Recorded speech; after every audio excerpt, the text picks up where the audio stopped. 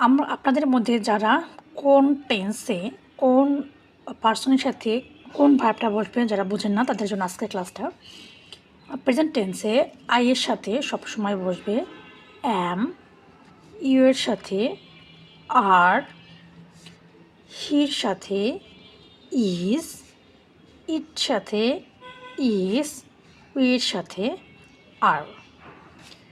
past টেন্সে আয়ের সাথে ওয়াজ, ইউর সাথে ওয়ার,